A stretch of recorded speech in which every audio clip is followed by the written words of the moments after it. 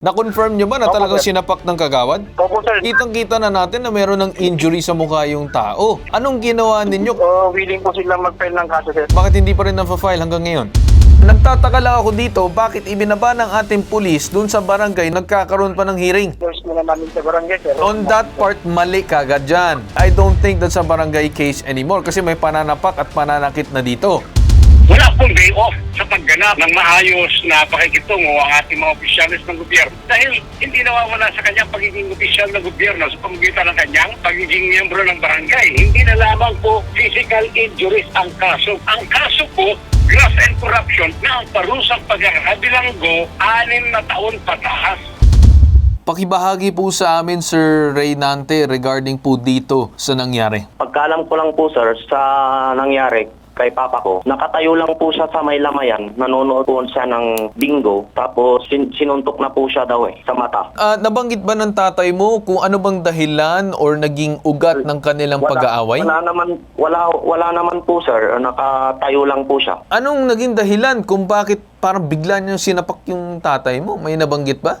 Yung nakakita po, sabi po yung nakakita, nag-away po yung mag-asawa. Nag-away si Kagawad at yung kanyang asawa. Ang misit niya po, Ano daw dahilan kung bakit sila nag-away? dahil po sa babae daw po eh. Sabi yung po Si Mrs. nagagalit kay Kagawad dahil umano sa babae. Opo. Pagkatapos, paano naman napasok sa mismong sitwasyon yung tatay mo? Tapos nung yung uminit na yung ulo po, parang dumaan siya, yun na po, sinapak na. As in literal na pagtripan lang? Opo.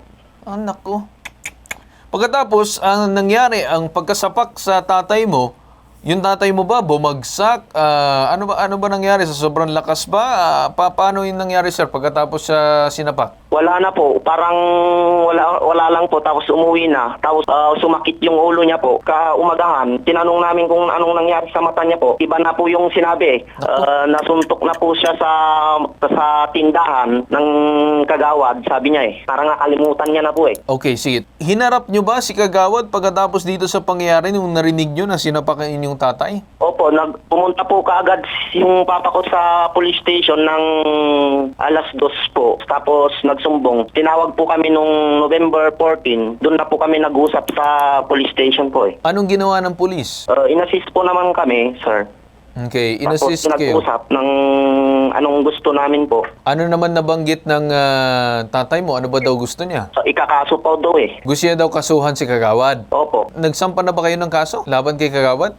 Proseso pa po dito sa barangay hall po eh. Nag-hearing muna kayo. Opo, ng 15 days po daw na pagpunta po eh. Sabi po ng kapitan. Okay, ano bang rason?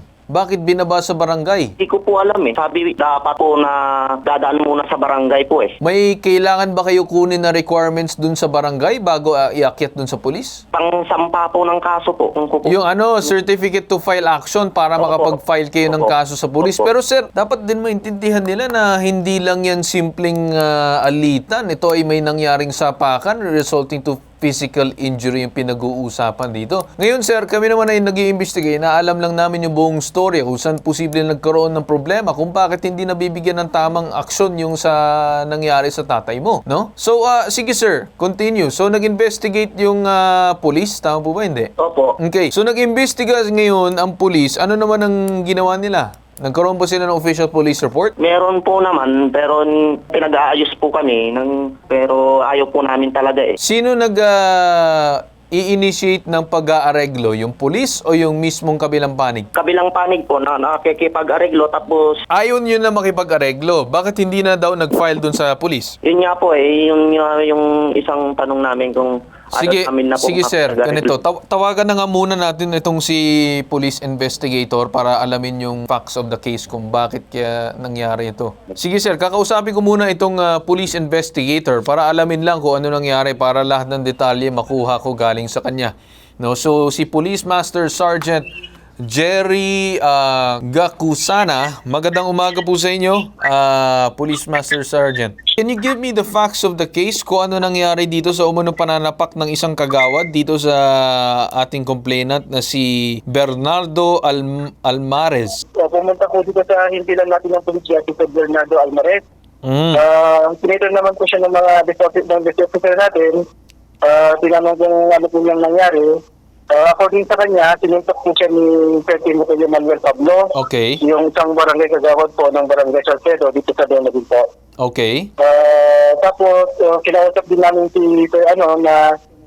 kinausap din po siya na sabihin na nagpa-medical na rin po siya, sir.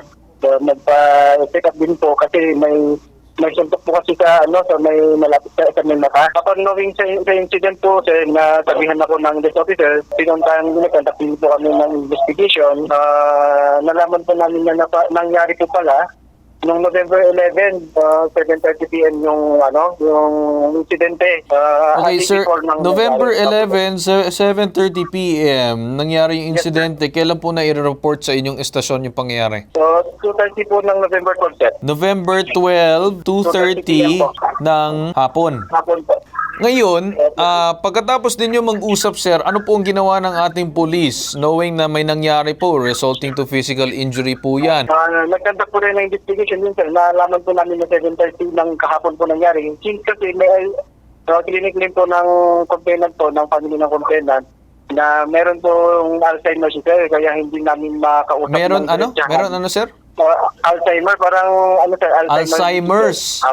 So parang sinasabi ninyo questionable. Sir, before we go to the Alzheimer's, kitang-kita na natin na meron ng injury sa mukha yung tao. So sa akin, sir, question ko lang din, anong ginawa ninyo? Kasi meron naman din kasamang anak na pwede naman din makausap na maayos regarding sa pangyayari. Kasi pwede nyo naman din makita, sir, kung or tanungin or investigahin yung mismong tao na napak. Kung meron pa siyang ginawang ganun. Na-confirm nyo ba na talagang sinapak ng kagawad? Opo, sir. Ngayon, sir, na-confirm. So, wag na natin pag-usapan yung kung meron ba siyang Alzheimer's or what. Confirm na talagang merong pananakit. Ano pong ginawa ng ating pulis? So, meron po kasi yung request na magkakaroon sila ng usapan muna dito sa station, sir, ng Sino ang nag-request?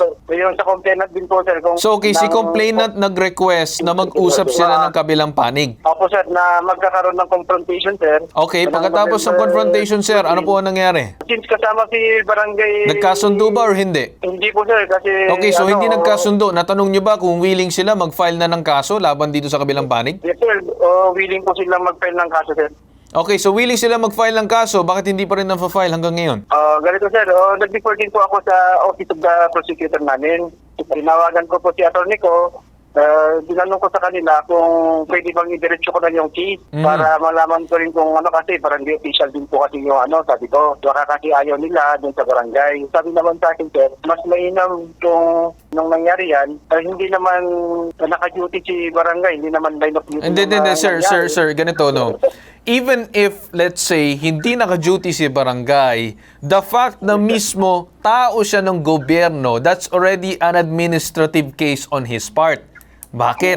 Posibleng paglabag yan dun sa Code of Conduct of becoming a public official and also regarding dun sa other administrative cases. Kasi sir, kung pag-uusapan natin, yes, barangay official siya.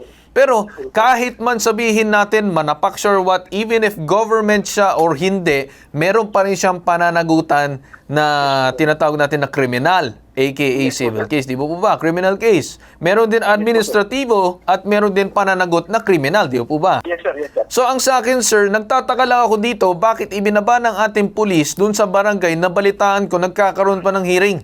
Yes, sir. Ni-reform muna namin, ni-nurse muna namin sa barangay, sir. Sir, para ganito, magkaroon on that part, mali kagad dyan. Bakit mali? Kasi kapag may ganyang klase resulting to physical injury, ibababa sa barangay, I don't think that's a barangay case anymore kasi may pananapak at pananakit na dito. At nagkaroon na ng mali dyan. Actually, nakausap nga namin noon si General Torre.